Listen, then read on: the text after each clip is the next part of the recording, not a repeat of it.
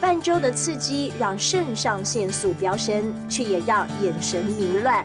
不希望秀姑峦溪的美只剩下此起彼落的尖叫声和片段的画面。我和敏华决定回头，只是这一回不泛舟了。我们想要静静地搜集这难得的风景，好好定格在这一趟闺蜜之旅的记忆里。耶！我们要抽选呢，宽逢镜。对呀，抽选呢，宽逢镜，我第一次哎，我觉得好棒哦，我觉得好紧张哦。对啊，应该不会像泛舟那么可怕吧？老师现在要出发了吗？好，我们开始出发喽！耶！出发 ，Go！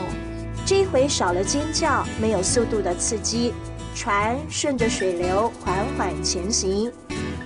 抽选呢，宽逢镜，秀姑峦溪的样貌更加清晰。好漂亮，看帝王石哎，宽逢镜哦。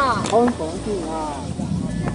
你啊，做迄天王石，在形状千多种，看到有双外啦、阿伯啦、哎，真的哎，这样有双的哦。佢经过力量前沿哦，跟火把水给刮到变暗用的形状哦，形状按出来。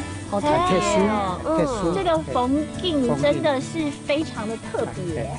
请讲，然后等于坐一种特别的船呢，叫做独木舟。哦，我们可以划吗？自己划，这个划。哦，真的，加油！真的吗？好，那边吗？走。真心觉得胆子可以训练，有伴也会更大胆。我俩在秀姑峦溪的冒险还没结束呢，接下来才是体力大考验。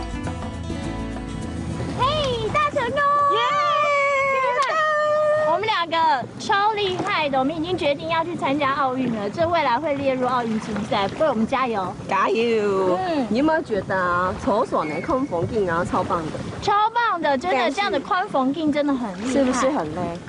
我手酸啦，已经废掉了，我根本就举不起来了，我要投降了。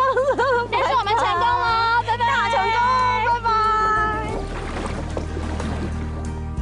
湍急的溪水，俊秀的群山，却有百变的样貌。可以尖叫刺激，可以抽选呢宽逢镜，也可以和闺蜜做起奥运梦。这是我俩的秀姑峦溪。